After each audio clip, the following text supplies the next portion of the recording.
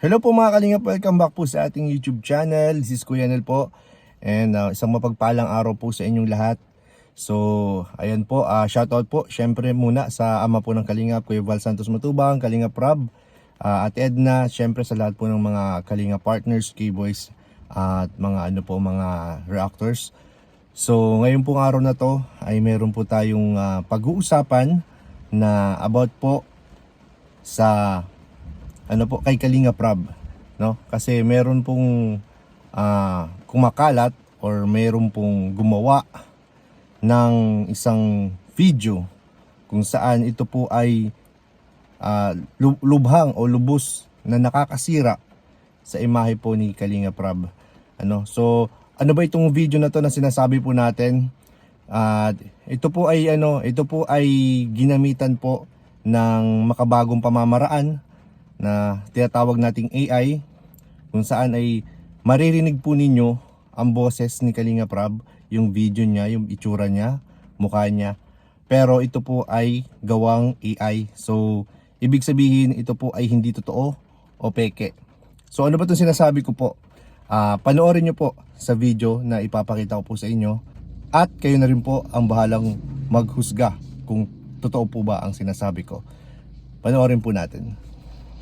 Madalas akong tanungin ng mga kamag-anak at kaibigan, hindi ka naman namin nakikitang pumapasok sa trabaho, paano mo na ipatayo ang bagong bahay? Ngayon, gusto kong ibahagi sa inyo ang kwento ko.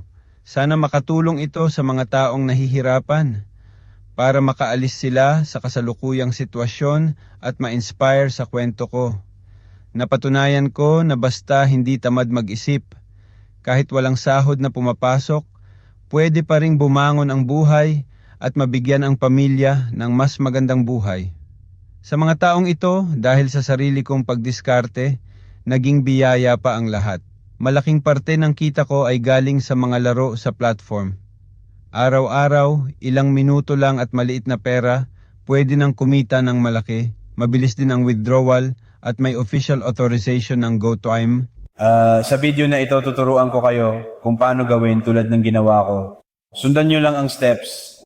Una, i-click ang link sa ibaba, i-download ang app, tapos mag-register at mag-login. Para walang kaba ang bagong users, nagbibigay ang platform ng 500 free spins. Madali gamitin, mabilis mag-register, at safe at legit ang app. Ganito ako nagsimula. Halos bawat spin, nakakapanalo ako ng dagdag na puhunan. Kaya araw-araw akong naglalaro hanggang unti-unti itong naipon at lumaki ang pera ko. I-click ang link at i-download na para masubukan. Sana makatulong sa'yo. At ayan po mga Kalingap, napanood po natin. So nasaksihan natin kung ano bang ginawa po nitong isang page na to or ng taong ito sa imahe po ni Kalingap Rob. So maliwanag na maliwanag po para sa atin, di ba? Na ito pong video ito ay AI. Dahil una sa lahat, yung pong pagbigkas pa lang po ng mga salita o ng mga words ay hindi na po tumutugma dun sa buka ng bibig. At saka yung video pa na ginamit po is yung mga nakaraang taon pa or mga nakalipas na taon pa po.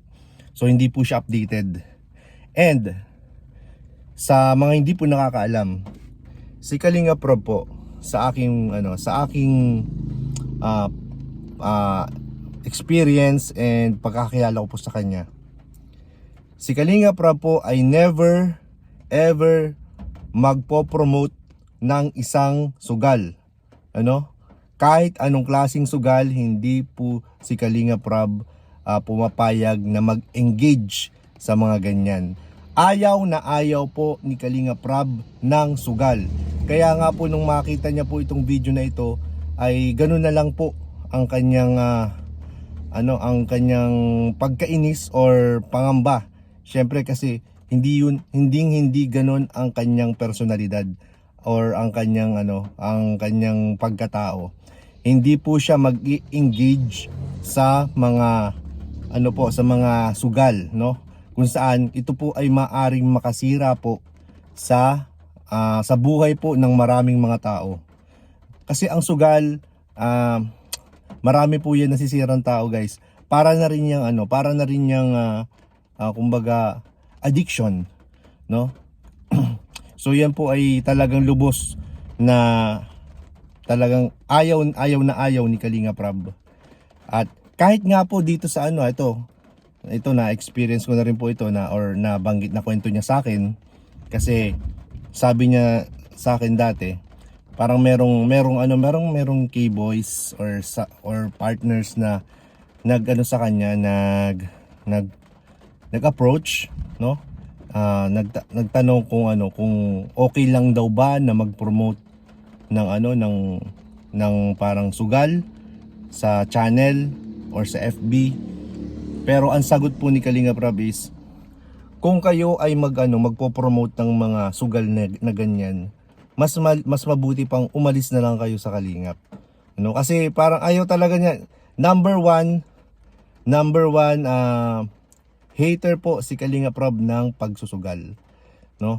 Lalo na itong sa mga online gaming niyan, kasi yan talaga po ay naka-designed para matalo po yung mga better. So walang talaga, napakaliit ng chance or iilan lang talaga ang nagsasucceed dyan. Very small amount lang na percentage lang ang talagang nananalo dyan. So majority is talo po. Nakadesign po yung system nila para matalo ang mga better. So talagang hindi po dapat natin tinatangkilik ang mga online gaming na yan.